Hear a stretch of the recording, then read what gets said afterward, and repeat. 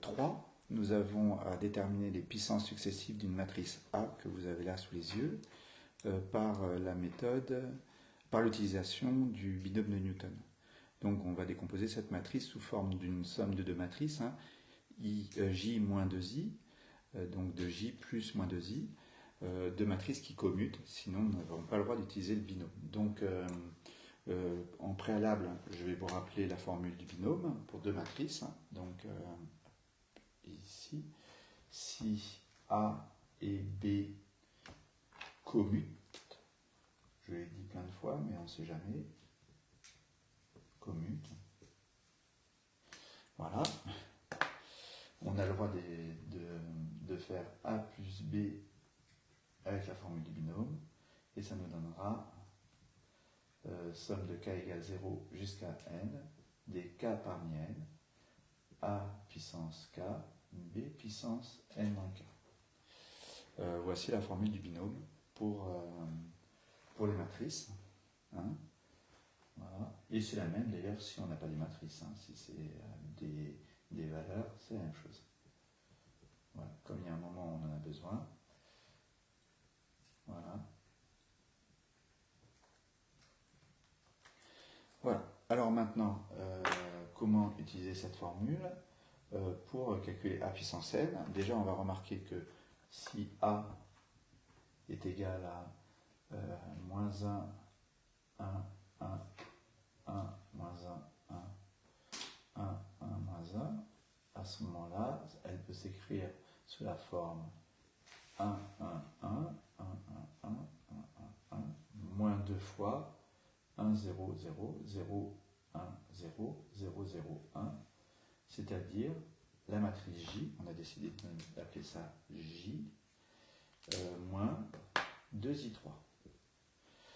Comme I3 commute avec J, moins 2I3 commute avec J aussi. Donc, moins 2I3 et J commutent. Il faut le rappeler avant d'utiliser la formule. Donc, on peut appliquer la formule du binôme. Alors, comme je risque d'avoir besoin de beaucoup plus de place, je vais tout effacer et commencer sur le haut. On a donc A puissance n qui est égal à J moins 2I3 à la puissance n. J'applique la formule du binôme. Donc ça me fait somme de k égale 0 jusqu'à n des k parmi n. Ici, J puissance k et moins 2i puissance n moins k. Voilà. Je n'ai pas besoin de mettre le i3 puisque je vais avoir le i3 ici. On va, comme j est égal à 1, 1, 1, 1, 1, 1, 1, 1, 1, vous aurez pu calculer les puissances de j au préalable. Si je fais j2, je remarque que ça va me faire 1 fois 1, 1, 1 fois 1, enfin 1 fois 1 plus 1 fois 1 plus 1 fois 1, donc 3. Puis pareil pour toutes les... Voilà, donc on remarque très vite qu'on obtient ceci, c'est-à-dire 3j. Si je recommence, j3, ça va faire j carré fois j, c'est-à-dire 3j fois j, donc 3j2, et j2 c'est 3j. j2 c'est 3j, donc 3 au carré j. En fait, on obtient très rapidement l'expression que j puissance k, c'est 3 puissance k moins 1, j. Pour k appartenant à n étoile. Alors pour 1 c'est évident, hein, k-1, voilà, donc l'initialisation elle est évidente. J puissance 1, c'est bien égal à 3 puissance 1 moins 1, donc 1, fois j, puisque j puissance 1 c'est j. Donc P1 vrai. L'hérédité, soit n appartenant à grand n étoile, supposons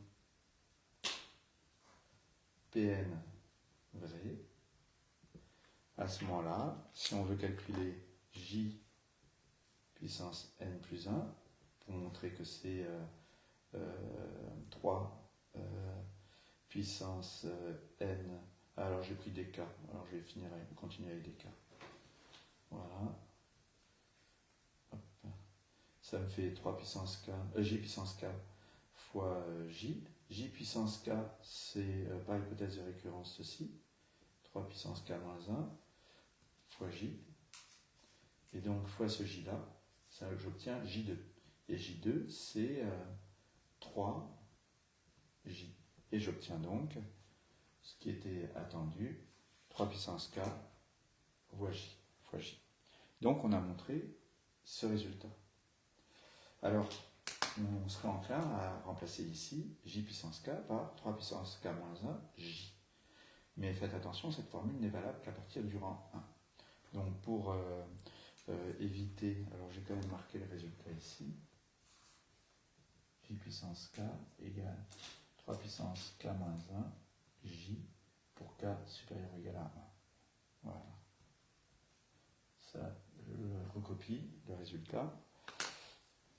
Et on va utiliser, donc ça c'est un calcul intermédiaire, hein. On va, pour pallier au problème que pour k égale à 0, ben cette formule ne marche pas, parce qu'ici dans cette formule du binôme, il est sous-entendu que j puissance 0, c'est l'identité. Donc on va commencer à 1, voilà, k égale à 1 jusqu'à n, voilà, de moins 2 puissance n moins k, fois j puissance k, plus le terme en 0 que j'ai toujours, qui est 0 parmi n, fois moins 2 puissance n moins 0, fois i3. Or, ceci, ça vaut 1, 0 parmi n, voilà. Et ici, on remplace par ce que j'ai écrit ici,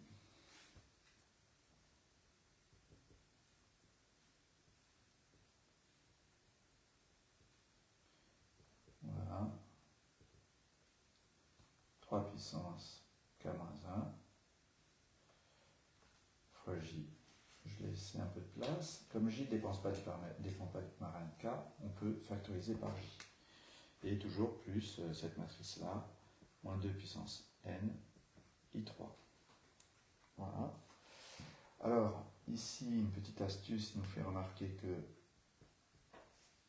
ça c'est 3 puissance k divisé par 3. C'est 1 tiers de 3 puissance k. Le 1 tiers, comme ça ne dépend pas de k, je peux le mettre devant. Donc, j'obtiens ceci. Somme de k égale 1 à n. Voilà. Voilà. Et là, miracle, ça ressemble à la formule du binôme pour les nombres. Voilà.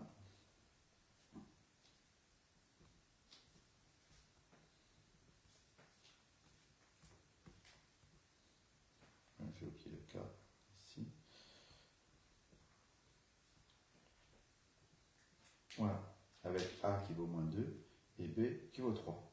Alors le problème c'est qu'il faudrait commencer à 0. Et là je commence à 1.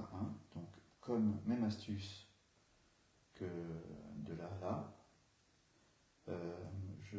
enfin plus ou moins, je fais commencer à 0 et j'enlève le terme en 0. Le terme en 0, c'est 0 parmi n fois moins 2 puissance n moins 4 fois 3 puissance n moins 0 fois 3 puissance 0. D'accord? C'est ce terme que j'ai rajouté. Donc fois j toujours. Hein, donc ça, c'est ça. Fois j plus moins 2. Oui, c'est bon. i3, ça rentre dans l'écran tout juste. Hein.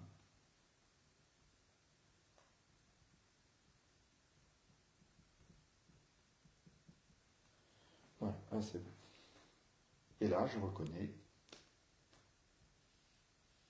cette formule. Donc ça me fait 1 tiers de, entre parenthèses, je vais mettre des crochets ici, ce sera peut-être plus facile de voir où ça s'arrête et où ça commence. Voilà. Donc ici, ça me fait 3 moins 2, donc 1 puissance n moins, ça vaut encore 1, ça va changer. Hop. Donc moins 2 puissance n fois j plus i3. Voilà. Ensuite,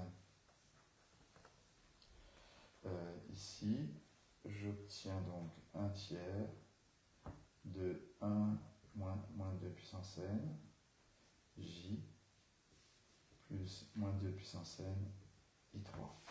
Voilà.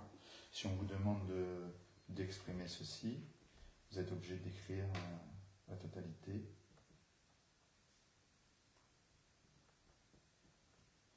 Vous êtes obligé d'écrire j, 1, 1, 1, 1, 1, 1, 1, 1, 1, plus moins 2 puissance n, i3, et ensuite de remplacer, hein, donc ici ça fera ça, et puis i3 c'est 1, c'est des 1 sur diagonale, hein, vous savez. Ah, ça rentre pas, enfin i3, voilà.